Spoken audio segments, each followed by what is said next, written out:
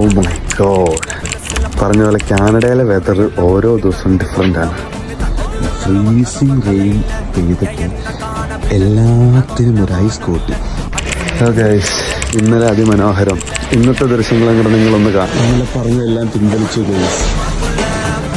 കാണാൻ നല്ല മനോഹരമാണ്, പക്ഷെ അതൊന്നും ഗൈസ് ഇല്ല ഗൈസ്, ഇവിടെ ഒന്നും വെട്ടയില്ല. കാനഡ എങ്ങനെയാണ്? ഗ്ലോബൽ വാർമിംഗ് ആണ് എല്ലാത്തിനും. എന്റെ 3 കൊല്ലത്തെ കരിയറിൽ ആദ്യമായിട്ടാണ് ഞാൻ ഇങ്ങനെ കരണ്ടില്ലാതെ ഒരു രാത്രി ഇങ്ങനെ മൊത്തം.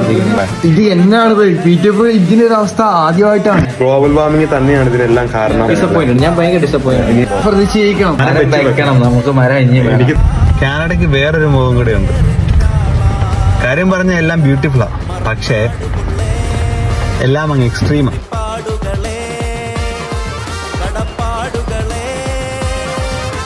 എന്തായാലും മോദിജി രാജിവെക്കണം എന്നാണ് എന്റെ അഭിപ്രായം. റോസൻ റെയിലിന്റെ പേരിൽ മാത്രം എന്തുകൊണ്ടാണ് കറണ്ട് ഇല്ലാത്ത? കറണ്ട് വേണം. ഞങ്ങള് ദുരിതത്തിലാ, ഞങ്ങളെ സഹായിക്കൂ. രാജിവെക്കണം. ഇതും നിങ്ങളെ കാണിക്കാതിരിക്കാൻ എനിക്ക് വയ്യ. രാവിലെയിൽ അതിമനോഹരം, രാത്രിയിൽ മനോഹരമൊക്കെ തന്നെയാണ്, പക്ഷെ ഒന്നും കാണാൻ പറ്റുന്നില്ല. കറണ്ടില്ല ഗൈസ്, വെളിച്ചമില്ല. വെളിച്ചമില്ലെങ്കിൽ ഫുഡില്ല. ഇവിടെ അറിയാലോ, എല്ലാം കറണ്ട് ഇല്ലെങ്കിൽ ഫുഡും ഇല്ല, വെള്ളവും ഇല്ല, ഒന്നുമില്ല. അപ്പൊ ഇന്ന് മെഴുകുതിരിയും പട്ടിണി. ഈ മരത്തിനൊക്കെ എന്തോ ശക്തിയുണ്ട്. എല്ലാം ഈ ഐസ് കയറി മറിഞ്ഞു, ലൈൻ കമ്പി പൊട്ടി, കറണ്ട് പോയി.